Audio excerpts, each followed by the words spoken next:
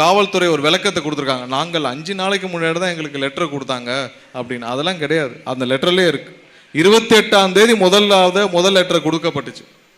ஒவ்வொரு நாளும் நமக்கு எந்த இடமோ அந்த இடத்தை தராமல் அதை ஒவ்வொரு மாற்றுறதுனால தான் நமக்கு இடம் தேர்வு செய்வதிலேயே நமக்கு 20 நாட்கள் மேலே எடுக்குது. கடைசியாக நிகழ்ச்சி நடப்பதற்கு 15 மணி நேரத்துக்கு முன்னாடி தான் அப்ரூவல் லெட்டரே வருது. அப்புறம் எப்படி நம்ம அறிவிப்பு செய்யறது? லெட்டர் வந்த உடனே தான் நம்ம அறிவிப்பு செய்ய முடியும். அந்த லேட்டாக அறிவிப்பு செய்த பிறகும், அதாவது சாயந்தரம் 6 மணிக்கு மேலே தான் நம்மளுடைய நிகழ்ச்சிக்கான அறிவிப்பே நம்ம கொடுக்குறோம். நேற்று நடந்த நிகழ்ச்சிக்கு அதுக்கு முதல் நாள் 6 மணிக்கு மேலே தான் அறிவிப்பே கொடுக்குறோம்.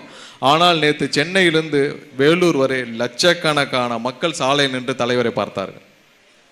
லட்சக்கணக்கான, யாருக்கு எந்த டைம் வர்றாருன்னு தெரியாது, எந்த ஷெடியூல்னு தெரியாது, எப்படி வர்றாருன்னு தெரியாது. ஃப்ளைட்டில் வர்றாரா, இல்லை பை ரோடு வராரா, இல்லை ஏற்கனவே வந்துட்டாருன்னு தெரியாது. எந்த எதிர்பார்ப்பும் இல்லாமல் மாற்றத்தை மட்டுமே விரும்பி லட்சக்கணக்கான மக்கள் வழியில் காத்திருந்து தலைவரை பார்த்தார்கள். ஒண்ணுமே.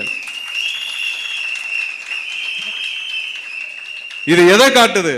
அந்த லட்சக்கணக்கான பேருடைய கண்கள்ல நாங்க வர்றப்ப பார்க்கிறோம் ஒரே ஒரு நம்பிக்கை, இந்த தேர்தலில் இவர்களை விரட்டி அடிக்க வேண்டும், தலைவர் முதல்வராக வேண்டும். இதை தவிர வேற வாய்ப்பு யாருக்குமே இல்லை.